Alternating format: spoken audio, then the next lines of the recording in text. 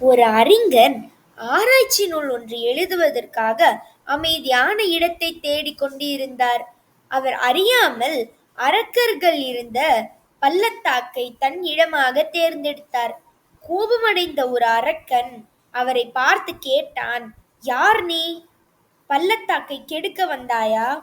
என்று கேட்டான். அறிஞர் அமைதியை தேடி வந்ததாக மன்னிப்பு கேட்டான். அரக்கன் அவரை குரங்காக மாற்றி அவர் மரத்திற்கு மரம் தாவி பழங்கள் உண்டு மிகுந்த சோகத்தில் அழுதான்.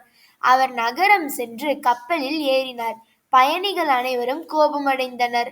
கப்பல் தலைவன் குரங்குடன் சேருவதை அனுமதித்தார். குரங்கு கப்பல் தலைவனுக்கு நன்றி கூறியது.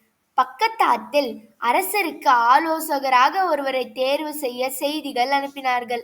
சிறந்த செய்தியை எழுதியவர் ஆலோசகராக தேர்ந்தெடுக்கப்படும் என அறிவிக்கப்பட்டது. குரங்கு அறிஞர் செய்தியை எழுதியது. பிறர் நகைத்தனர். எல்லா செய்திகளும் அரசரிடம் சென்றன. குரங்கின் செய்தி சிறந்ததாக இருந்தது. குரங்கு அரசரிடம் நேர்முக தேர்வுக்கு வந்தது. எல்லா கேள்விகளுக்கும் அறிவுபூர்வமான விடைகள் கூறி அரசரை பிரமிக்க வைத்தது. ஆனால் மந்திரிகள் தடுத்தனர். மந்திரிகள் எதிர்த்தாலும் அரசர் குரங்கை தான் தலைமை ஆலோசகராக நியமித்தார்.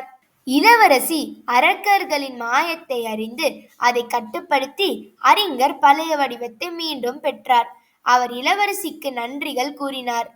பல ஆண்டுகள் அங்கு தங்கி நன்றியுடன் அரசருக்கு தகுந்த ஆலோசனைகளை வழங்கினார். ஆகவே இக்கதிலிருந்து நாம் என்ன தெரிந்து கொள்கிறோம்? அறிவுடையோர் எவ்வுருவில் இருந்தாலும் மதிக்கப்படுவர். நன்றி.